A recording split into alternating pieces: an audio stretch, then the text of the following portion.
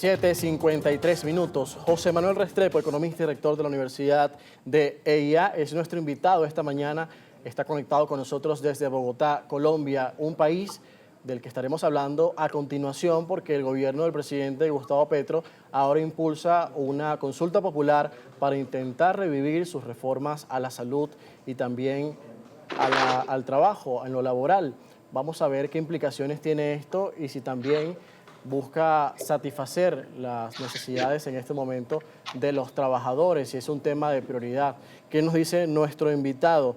Ayer precisamente se presentaron las 12 preguntas. ¿Cuáles son las consideraciones al respecto? Jorge, un saludo muy especial a usted y a todos los que nos están viendo. Yo creo que la propuesta de consulta popular del presidente Petro es una propuesta que le falta mucho rigor técnico en su construcción. Todas las preguntas tienen obviedades. Son preguntas casi que inducidas a una respuesta obvia de entrada. Son preguntas, muchas de ellas que ya están en la ley, ni siquiera necesitarían estar siendo preguntadas en este momento. Luego, parecieran más preguntas con un tinte o un interés político que otra cosa. Casi que si uno siguiera la misma lógica terminaría en absurdos como preguntar, ¿quiere usted que Colombia crezca al 15%? O otras iguales que también uno podría hacer. ¿Está usted de acuerdo en que el presupuesto nacional aumente un 50% y haya más inversión social? Pues es obvio que la gente siempre quisiera tener más recursos, siempre quisiera tener esos resultados. Pero el problema es que no se hacen las preguntas de fondo. Las preguntas de fondo es, ¿usted quisiera que hubiera más desempleo en Colombia? ¿Usted quisiera que hubiera más informalidad en Colombia? ¿Usted quisiera que hubiera menos inversión en el país justamente porque hay una desmotivación del sector productivo y que se destruyan empresas? Esas preguntas son las que hay que hacerse porque es que las medidas que se proponen en el marco de la consulta lo único que generan es más informalidad, más desempleo y menos crecimiento. ¿Qué tan negativo puede ser esto para las empresas y también, como lo comentaba, para la generación de empleos en el país? Muy negativo. El Banco de la República ya lo ha señalado, esa propuesta de reforma laboral que está incluida en parte en estas preguntas generaría entre 500 y 700 mil desempleados adicionales en el país, que es muy significativo. Esa propuesta eleva los costos al microempresario, al tendero, por lo tanto va a generar más informalidad laboral, que ya es un problema a nivel local. Esa propuesta, como está concebida, incluso como está en algunas de las preguntas, va a generar menos productividad, porque es un poco una medida casi como la llama Moisés Naim, de necrofilia política, ese Sí. gusto por las ideas atrasadas, retrasadas y fracasadas del pasado, porque promueve, por ejemplo, como casi que única figura de contratación laboral, el contrato a término indefinido. Eso ya ni siquiera es concebible en el mundo empresarial de hoy, que necesita ser más flexible. Por lo tanto, disminuye la productividad, que es una necesidad hoy de país. Luego, por donde se le mire, tiene impactos negativos en el sector empresarial.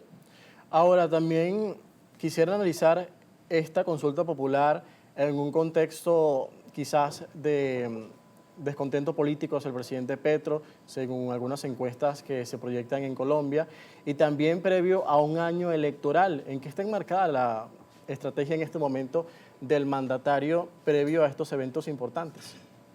Esta es una propuesta simplemente para hacer campaña política, porque como las preguntas son obvias y las respuestas de la gente eventualmente serán obvias, pues al final lo que realmente va a hacer el gobierno Petro es utilizarla como parte de su plataforma política.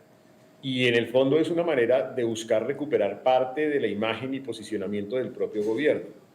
Pero el problema es que pone en riesgo un país entero. Y además, fiscalmente le cuesta al país casi 1 billón de pesos. O sea, con esto se podrían hacer cientos de miles de inversiones sociales, de inversiones productivas en el país, en un país que hoy tiene un déficit fiscal significativo.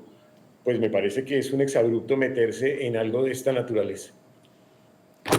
¿Qué futuro político cercano vemos en el oficialismo actualmente en Colombia? Entendiendo que el presidente Petro no puede ir a una reelección, ¿quién quedaría en su legado político y también qué influencia pudiera cobrar lo que está pasando, por ejemplo, en el actual conflicto armado que hemos visto recientemente en el Catatumbo, las discrepancias con el ELN y los fallidos intentos de lograr la paz?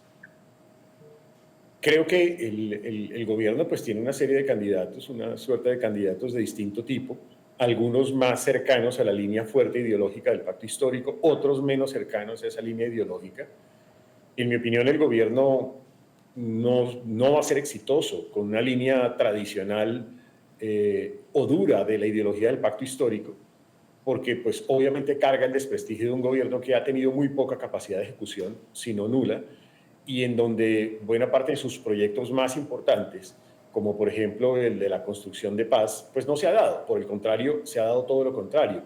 En un escenario de país debilitado económicamente, debilitado fiscalmente, debilitado en materia de seguridad, debilitado en materia energética, pues va a ser muy difícil que esa, llamémoslo, filosofía o ideología dura del pacto histórico logre de nuevo el poder. Sin embargo, sí pudiese tener algún chance con una línea menos fuerte en donde pues eventualmente logre capturar algunos otros actores de la centroizquierda y eventualmente del centro. Allí va a tener que competir seguramente con otros candidatos. De todas maneras, quien está en el gobierno pues tiene en teoría una serie de ventajas. Pues finalmente administra el presupuesto nacional y ahí pues vienen de aquí en adelante seguramente inversiones que se van a capitalizar políticamente, o decisiones como esta, como la consulta popular, que obviamente se capitaliza puramente con el interés político. Bueno, muchísimas gracias. Nuestro invitado, José Manuel Restrepo, rector de la EIA y también exministro de Economía y Comercio de Colombia. Un gusto que nos haya acompañado estos minutos. Muchas gracias, Jorge, y gracias por esta invitación. Abordando temas de interés desde el Vaticano, con el legado del Papa Francisco, su visión económica, pero también la realidad actualmente en Colombia y lo que marca la agenda política, la próxima consulta popular que se va a realizar el 1 de mayo. Vamos a la pausa, 8 en punto de la mañana, al regreso más actualidad en Primera Página.